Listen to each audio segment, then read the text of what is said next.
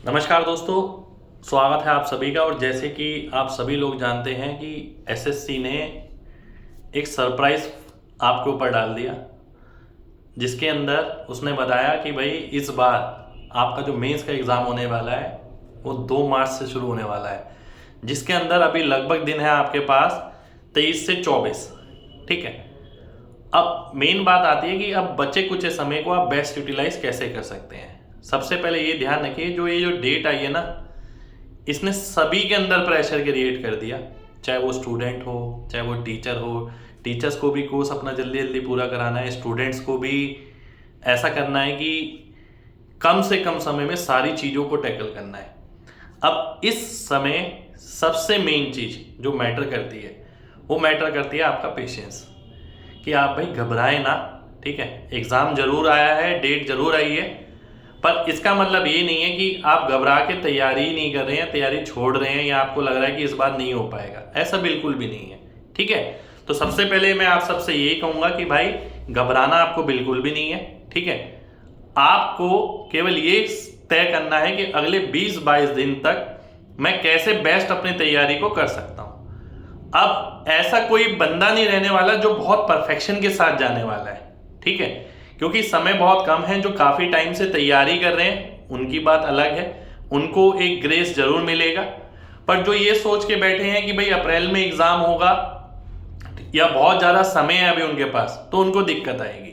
जैसे कि हमारा भी मेंस बैच चलता है और उसके अंदर भी हम लगभग ख़त्म करने वाले हैं, और हम बिल्कुल सही चल रहे हैं, सही दिशा में चल रहे हैं। ठीक है, और कहीं ना कहीं हम एग्ज़ाम से पहले सब कुछ खत्म करने वाले हैं अलॉन्ग विद मॉक टेस्ट। तो मैं आप सभी से ये कहूँगा, डेली के आप अपने मॉक टेस्ट बनाइए, डेली की प्रैक्टिस करिए, कैलकुलेशन की प्रैक्टिस करिए। और ये मत सोचिए कि भाई अब मैं जीएस में क्या क्या कर सकता हूँ। जीएस के लिए अब आपके पास ना ज़्यादा मार्जिन नहीं बचा है कि आप 20 दिन में ये भी कवर कर लें, ये भी कवर कर लें, ये भी कवर कर लें। ठीक है, तो मेजोरिटी ऑफ जो लर्नर है, जो मेजोरिटी ऑफ स्टूडेंट है, वो इसी तरीके से जाने वाले हैं कि भाई जितनी तैयारी हो जाए उसी के हिसाब से चल पड़ते हैं। ठीक है, मेजोरिटी ऑफ।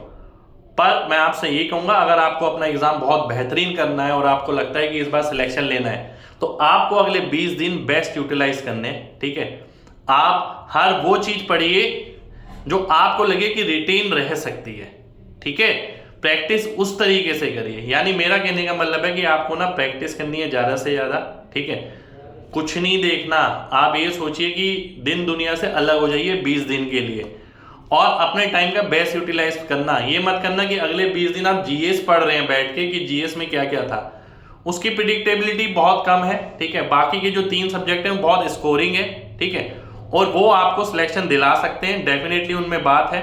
तो 20 दिन में हम जीएस तो कवर नहीं कर सकते, पर बाकी सब चीज़ों को बहुत अच्छे से इंप्रूव किया जा सकता है। ठीक है, मैथ के लिए मैं यही कहूँगा कि मैथ्स में आप ज़्यादा से ज़्यादा मॉक टेस्ट बनाएं, रीजनिंग में आप ज़्यादा से ज़्यादा मॉक टेस्ट बनाएं, बहुत बढ़िया रहेगा। इंग्लिश में भी ज़्यादा से ज़्यादा मॉक टेस्ट बनाएं।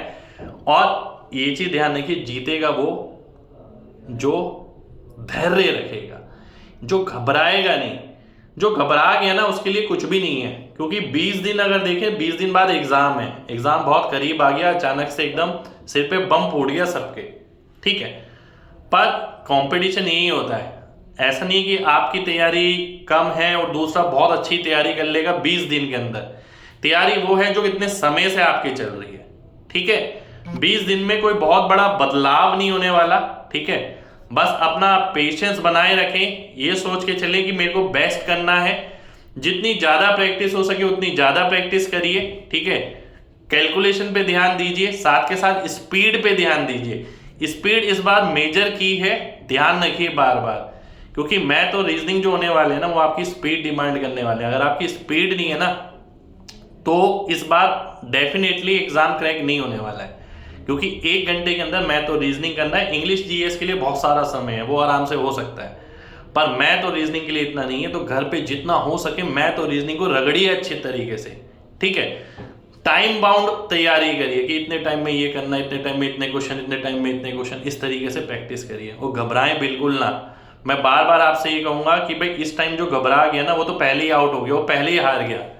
तो हारता वो है असली जो लड़के हारता है। तो ये हारना तो वो हुआ कि हमने ये देखा कि भाई एग्जाम आ रहा है 20 दिन बाद, अब हम घबरा गए और हम पढ़ भी नहीं पा रहे हैं। ठीक है, तो आपसे यही कहूँगा अपनी पढ़ाई पे फोकस रखिए, ठीक है, और तैयारी करते रहिए। हम आपके साथ हैं, हम लगातार सब वो चीज़ आपको प्रोवाइड करते रहेंगे जो आपको अगले मेंस के लिए ज़रूरत है। अगले मेंस यानी अपकमिंग मेंस के लिए, चाहे वो यूट्यूब पे क्लासेस हो, चाहे आपको स्टडी मटेरियल हो, चाहे बुक्स हो, वो सब हम लगातार दे रहे हैं। पर आप सबसे यही कहूँगा कि भाई लग जाइए, कोई कसर इस बार नहीं छूटनी चाहिए, क्योंकि उसके बाद फिर CHSL का भी एग्ज़ाम आ रहा है, ठीक है। तो CHSL की भी तैयारी कंटिन्यू अपने साथ रखिए। 2 मौके मिलेंगे, ठीक है, लड़ने के लिए, या हार होगी या जीत होगी।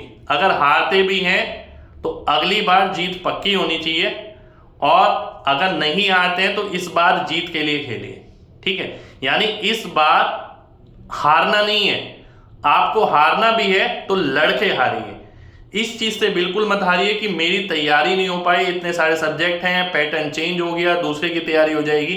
इसे हारना नहीं कहेंगे, इसे डरना कहेंगे, ठीक है। तो मिलते हैं आपसे आगे, और मनोबल ऊंचा रखिए। मैं लगातार आपके साथ हूं आपकी तैयारी में, आपको मोटिवेट करने के लिए, ठीक है। और SSC का काम है सरप्राइज देना, और ये आज नहीं हो रहा, ये बहुत सालों से चलता आ रहा है। तो SSC कभी भी कुछ भी कर सकती है। जय हिंद।